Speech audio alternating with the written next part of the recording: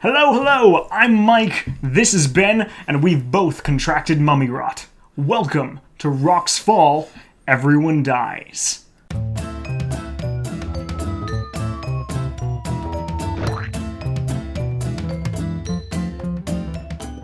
It should go without saying by now that we love Dungeons & Dragons, 5th edition most of all.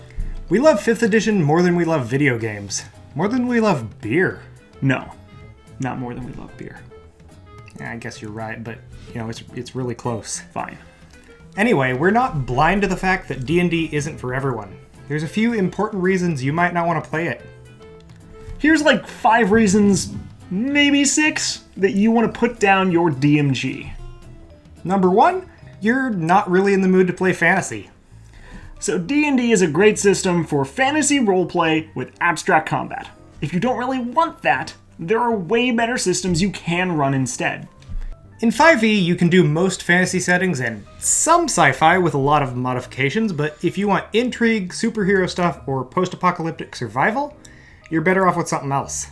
If you want a good established sci-fi world, but you don't want to use a ton of conversion rules, give Shadowrun a try. It's a bit crunchier than D&D, but it handles things like gunplay and hacking really nicely. It's like the most flavorful sci-fi setting ever. Oh yeah, I love it. So good. On the other side of the spectrum, most any non-heroic setting can be done in Call of Cthulhu, surprisingly enough. Despite being designed primarily for terrifying Lovecraftian horror, there's no reason you can't run, say, a noir murder mystery in Call of Cthulhu. Yeah, it's pretty good. If you want to get together a group of plucky superheroes and do your own off-brand Avengers, Mutants and Masterminds is the way to go. It's based on a modified D20 system, so it should be familiar to most D&D veterans, but it gets rid of strict character classes to give players the freedom to make whatever hero or villain they kind of want. And last but not least, I'll give you like 3 guesses as to what type of setting Powered by the Apocalypse is good for. My Little Pony. You've run out of time. Okay. Second, maybe you don't want to do a whole lot of math. Throughout the years, D&D has gotten easier and easier to play for people who are, let's say, math deficient. Still, at some level, you need to roll dice, add and subtract numbers fluently, or even engage in the dreaded 3-digit subtraction. Oh no. We get it, math isn't everyone's strong suit, and D&D has a bad name for complexity. If you wanted a simpler gaming experience with more roleplay and less math, you should look to anything that uses Fate or Powered by the Apocalypse, both of which are systems that use more generic rules, which many other RPGs are based on. Off the top of my head, the systems that are based on this are Dungeon World, Dresden Files, and Monster of the Week, but there's like dozens more that you can play if you're not feeling like number crunching on your Friday afternoons. Third on the list, maybe you want really tactical combat. If you looked at D&D and thought, yeah, like that, but way more combat, there are alternatives for you. For one, you could go back and play D&D 4th edition. Now, seriously though, for all its problems, 4th is a good tactical role-playing game before anything else. And if you have lots of disposable cash, and you want really tactical combat, try looking into Warhammer 40k. Your wallet will be lighter, and you'll have joined a cult. So those are 2 things that will have happened. 4th on the list, you want really dark and really gritty. For all you classic horror fans out there, just go pick up all the White Wolf books, specifically the Old World of Darkness, and have a fun, dark-ass time murdering your way up the food chain. Well, it's not specifically my cup of tea. I've heard decent things about Vampire the Masquerade and a bunch of those other edgy games. They do the classless thing with point allocation, meaning that you have that much more freedom to create the perfect brooding anti-hero. We'd also be remiss if we didn't mention the Call of Cthulhu RPG again. It's just really good for this type of stuff. Oh yeah. Next, maybe you want like a zillion options. Okay, this is why Pathfinder exists. The theory crafting you can pull off in D&D is so shallow compared to what you can do with Pathfinder characters. Just from the Pathfinder SRD, you have hundreds, if not thousands of options for your character. The Alchemist class alone has multiple lists of features to pick from, not to mention all the feats, variant rules, and multi-classing you can get into. Yeah, it basically never stops. If you're the type of person who wants to feel like you conquered a system by building the perfect character, go play Pathfinder. It's the game system for you. Last but not least, number 6. If you're a terrible person, go pick up your copy of Fatal and sit in the corner.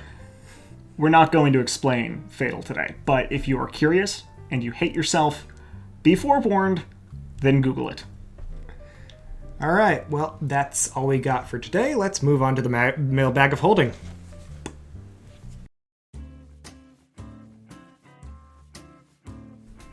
Hi guys, welcome to the Mailbag of Holding. In this segment, we're going to be talking about comments that you left on last episode, which was about 5 reasons you should be playing D&D 5th edition. Ben Rose said, it's hard to overstate how great the accessibility of 5e is. He mentions that he has a lot of new players that wouldn't be playing the system otherwise, and then mentions the thing that we love the most about 5th edition, which is how homebrewable it is, how easy it is to create homebrew rules. In fact, that's something Ben and I do with some regularity. I'm going to point you in the direction of our blog, which is located at magehandpress.com. We write a lot of stuff for 5th edition, and it works really well with this edition. Again, it's hard to overstate how great that is for DMs.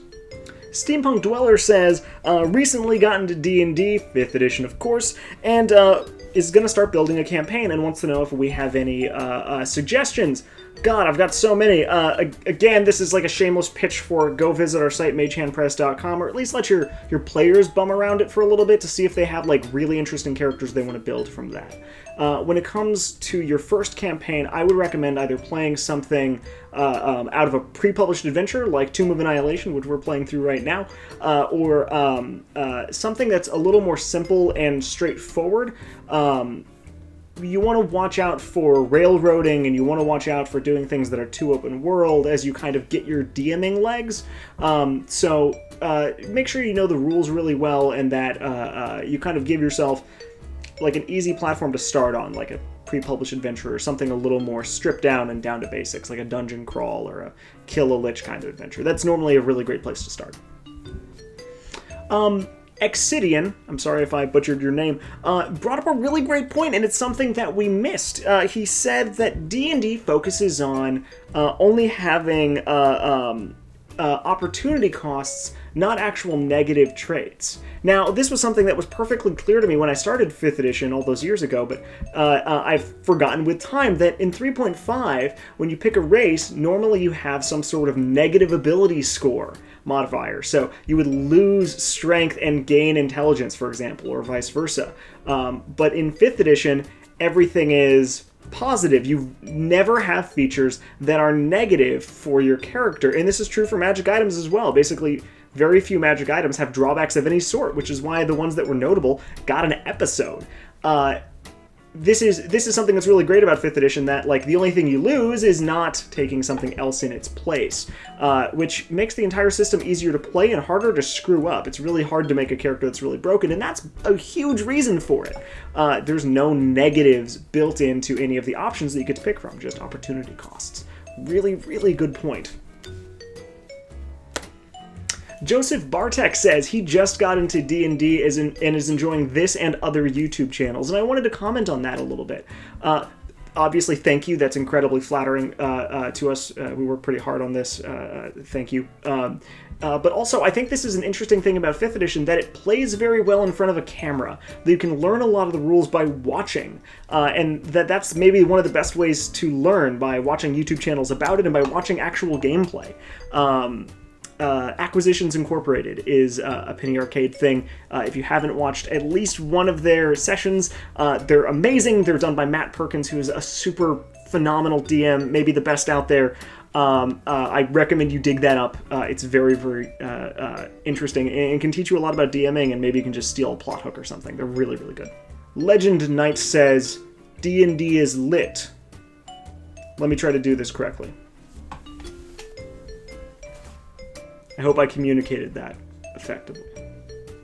Michelle Singali also has just recently gotten to D&D 5th edition. Boy, there's a lot of people who are really getting on the ground level of this edition, and said they were surprised that some of their players didn't maybe know all of the rules. And I think that's pretty common. The only person in a D&D game that needs to know all of the rules or how everything works is the DM. And oftentimes new players kind of learn just by seeing it all in action once or twice. So that's okay if your players don't know all the rules, even the rules of their own characters. That's kind of the DM's job to look out for, and if you have any other experienced players, it's their job as well. So Don't worry about it. Don't insist that everyone reads the SRD 2 or 3 times. They'll pick it up as they go. And that's all we've got on the Mailbag of Holding. If you want to show up in next episode's Mailbag of Holding, leave a comment below about other systems other than D&D 5th Edition that you have liked, reasons you've tried 5th Edition or tried other systems, and what your kind of pros and cons for that have been. We're really interested to hear your experiences, especially for games that we haven't heard about or talked about on this episode. Thanks for watching! If you like D&D and wish there was more stuff out there for 5th edition, consider checking out our blog, Palm of Vecna, or our Patreon, where you can support this show and get tons of great content for 5th edition. Also, make a wisdom perception check.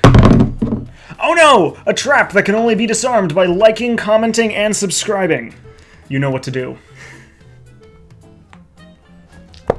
And that's a wrap. Didn't put traps in the player's handbook. I gotta say, we talked about Call of Cthulhu a lot, but seriously, this is a super fun game. It's a little bit rules heavy, but I really like it. We need to play more of it. Yeah, dude, we need to get better sessions of this.